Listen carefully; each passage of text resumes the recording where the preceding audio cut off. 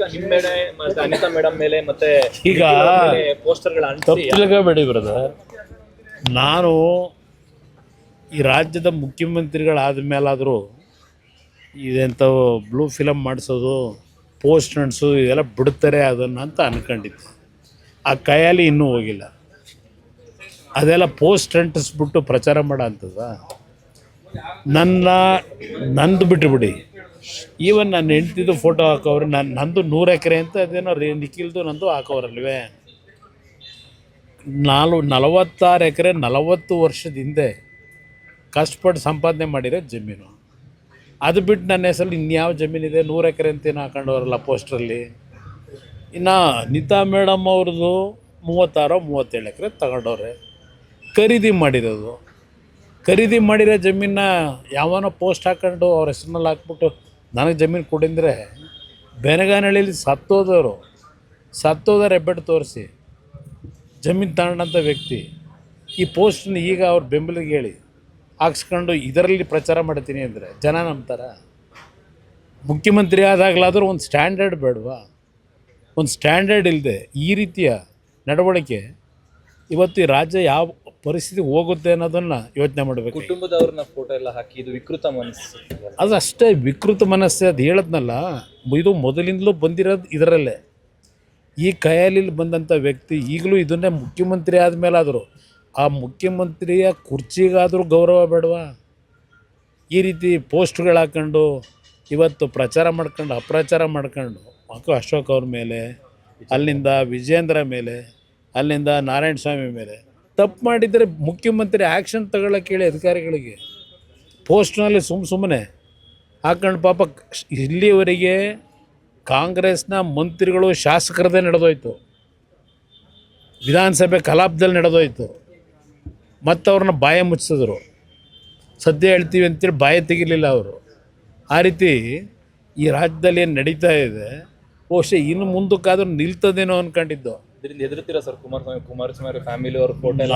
ನಾನು ಯಾವುದೇ ಕಾರಣಕ್ಕೂ ನಂದು ತೆರೆದ ಪುಸ್ತಕ.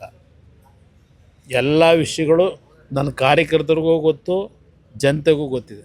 ಅದರಿಂದ ನಾನು ಇದಕ್ಕೆಲ್ಲ ಇಂಥ ಬೆದರಿಕೆಗೆ ಹೆದರ್ತಕ್ಕಂಥ ಪ್ರಶ್ನೆ ಇಲ್ಲ, ಈ ಪೋಸ್ಟ್ಗಳಿಗೆ ಹೆದರ್ತಕ್ಕಂಥ ಪ್ರಶ್ನೆ ಇಲ್ಲ. ಜನಗಳ ಮುಂದೆ ನಮ್ಮ ಪಕ್ಷದ ಹೋರಾಟ ಏನಿದೆ ಜನಗಳಿಗೋಸ್ಕರ, ರೈತರಿಗೋಸ್ಕರವಾಗಿ ನನ್ನ ಹೆಸರನ್ನ ಹೇಳ್ತಾರೆ ಪದೇ ಪದೇ. ಹೌದಪ್ಪ, ನನ್ನ ಕಾಲದಲ್ಲಿ ಇದು ಮಾಡಬೇಕು ಅಂತ ಹೊರಟಿದ್ದು ನಿಜ. ನಾನು ಮಾಡಲೇಬೇಕು ಅಂತಿದ್ದರೆ 2ನೇ ಬಾರಿ ಮುಖ್ಯಮಂತ್ರಿ ಆದಾಗ ತಕ್ಷಣ ನಾನು ಕ್ರಮ ತಗೋತಿದ್ದೆ. ಆ ರೀತಿ ಇದ್ದಿದ್ರೆ ಯಾತಕ್ಕೆ ನಾನು 2ನೇ ಬಾರಿ ಇದ್ನಲ್ಲ, ಯಾಕೆ ಮಾಡಲಿಲ್ಲ? ಮಾಡೋದಾಗಿದ್ರೆ ಆಗ ಮಾಡಿಬಿಡುವೆ.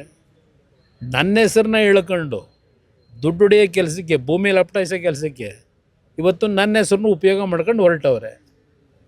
ಏನಾದರೂ ಉದ್ದೇಶ, ಒಳ್ಳೆಯ ಉದ್ದೇಶ ಇದ್ದರೆ ಬೆಂಬಲ ಕೊಡೋದ? ಯಾವುದರಲ್ಲಿ ಇವ್ರಿಗೆ ಒಳ್ಳೆಯ ಉದ್ದೇಶ ಇದೆ? ಯಾವುದೇ ಒಂದು ಕೆಲಸ ಮಾಡಬೇಕು ಅಂದರೆ ದುಡ್ಡೇ ನೋಡ್ತಾರೆ.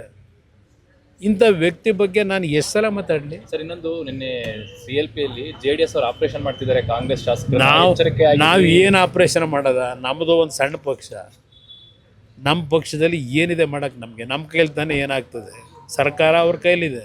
ಮ್ಯಾನ್ ಪವರು, ಮಸಲ್ ಪವರು, ಹಣದ ಪವರು ಎಲ್ಲ ಇಟ್ಕೊಂಡವ್ರೆ.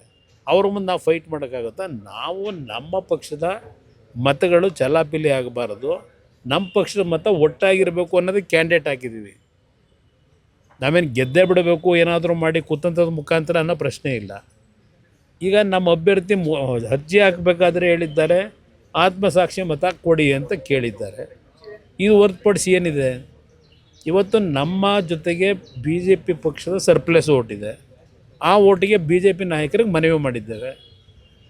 ನಾವು ನಮ್ಮ ಓಟನ್ನು ಭದ್ರವಾಗಿ ಇಟ್ಕೋಬೇಕು ಅನ್ನೋದಕ್ಕೋಸ್ಕರ ಮಾಡಿದ್ದೀವಿ ಅಷ್ಟೇ. ಅಲ್ಲಿನ ಆಂತರಿಕ ಭಿನ್ನಮತ ಏನಾದರೂ ನಿಮಗೆ ಪ್ಲಸ್ ಆಗ್ಬೋದು ಅನ್ನುವಂಥ ಲೆಕ್ಕಾಚಾರ ನೋಡೋಣ. ಅದು ಭಗವಂತ ಇಚ್ಛೆ. ಅದೇನಾದರೂ ಆ ರೀತಿ ಆದರೆ ನಿಜಕ್ಕೂ ಆ ಕೆಲಸ ಮಾಡಿದ್ರೆ ಸರ್ಕಾರಕ್ಕೆ ಒಂದು ಬಿಗಿ ಮಾಡೋಕ್ಕೆ ಅನುಕೂಲ ಅನ್ನೋದು ನನ್ನ ಅಭಿಪ್ರಾಯ. ಕೊನೆ ಪ್ರಶ್ನೆ, ಚಲುವರಾಯಸ್ವಾಮಿ ಅವರು ಕುಮಾರಸ್ವಾಮಿ ಅವರಿಗೆಲ್ಲ ಉತ್ತರ ಬೇಡ. ನನ್ನ ಕಾರ್ಯಕರ್ತರು ಉತ್ತರ ಕೊಡ್ಕೊತ ಅವ್ರು ಎಲ್ಲಿದ್ದವರು, ಅವ್ರ ಬಗ್ಗೆ ನಾನೇ ಯಾಕೆ ಚರ್ಚೆ ಮಾಡಲಿ? ಅಂಥವ್ರ ಬಗ್ಗೆ ಚರ್ಚೆ ಮಾಡೋದು ನನಗೆ ಅನಾವಶ್ಯಕ. ಅವ್ರ ಪಾಪ ಯಾವ ಚೇರ್ಗೀರು ಉಳಿಸ್ಕೊಳ್ಳೋಕೆ ಓಡಾಡ್ತಾರೆ, ಅದಕ್ಕೆ ನಾನೇ ಯಾಕೆ ಉತ್ತರ ಕೊಡ್ತೀನಿ? ಏನೇನೋ ಮಾತನಾಡ್ತಾರೆ. Sir, thank you.